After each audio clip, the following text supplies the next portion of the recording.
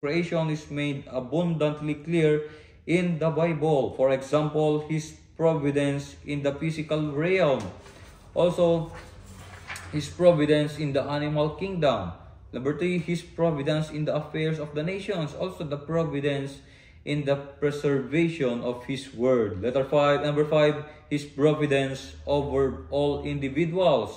Nakasama dyan yung in birth and life, in the course of a man's life, in man's needs, and in man's eternal destiny. Number 6, the providence over the actions of men. And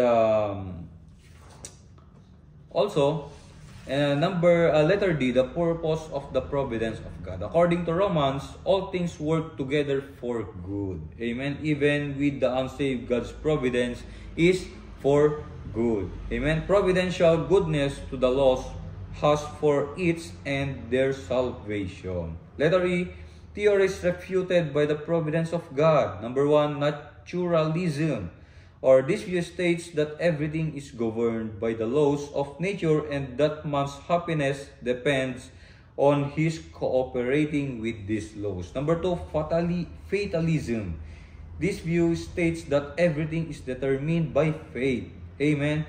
And fatalists may call fate God, as does Islam, but such a God is arbitrary, non-moral, and impersonal. Number 3, pantheism. This view makes man part of God, thus making God sinful, weak, and corrupt morality. Also, letter F is the difficulties associated with the providence of God. Number 1, does providence deny human freedom? The providential works of God do not limit God. Amen. Number 2, does providence mean I don't have to pray? To say this would deny the man scriptural exhortations to pray. Evidently, there are some things God does only in answer to prayer. Amen. And number 2, also we need to understand the Calvinist quagmire. Calvinist philosophy impales itself on the horns of a dilemma when it elevates the sovereignty of God above His other attributes. The Calvinist logic goes something like this, sovereign. God is sovereign. God is omniscient. God knows everything from the beginning. Therefore, God must have decreed everything from the beginning. Therefore, God foreordains every thoughts, words, and deeds of every man. Also, the Calvinist concept of decrees. What is the Calvinist concept of decrees? Calvinist logic refers to the decrees of God, teaching that God has decreed all things. Amen. And also,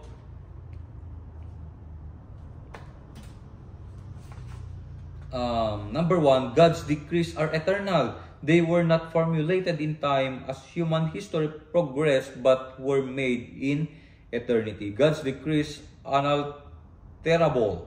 They are sovereign. Number 3, God's decrees are wise and holy because because God is wise and holy. Number 4, God's decrees are free. The decrees of God did not originate out necessity. Amen. Number 5, God's decrees may be efficacious or permissive. An efficacious decree is one that God determines to bring about. Amen. Also, letter B, Calvinist logic leads to error. If God decreed all things, as Calvinists assert, then He must have decreed sin. Amen. This matter has been a source of contention among Calvinists who divide into 3 camps over the issue of the fall of man. Options are, number 1, the supralapsarianism. This view holds that God decreed the fall of man. And meron po tayong makikita dito, 5 bagay. God decreed the salvation, some, and the damnation of others from the end of His own glory. Letter B, God decreed us a means to that end, to create those already elected or reprobated. Letter C, God decreed the fall of man. God decreed the fall of the elect. And letter E, God decreed salvation for the elect. Number 2, infralapsarianism. Infralapsarianism. The prefix infra means below. God decreed to create man. God decreed the fall of man. God decreed election, salvation, and reprobation or damnation. Letter D, God decreed the atonement for the elect. And letter E, God decreed salvation for elect. And letter C, the scriptural teaching, the decrees of God actually mentioned in the scriptures have already been listed. The Bible does not say anything about the eternal decrees, for the foreordains every thought, word, and deed of every man in time. Number 1, God never decrees wicked. And number 2, God permitted man to be tested. Number 3, God overrules sin for good. And number 4, God determined to provide for man's salvation.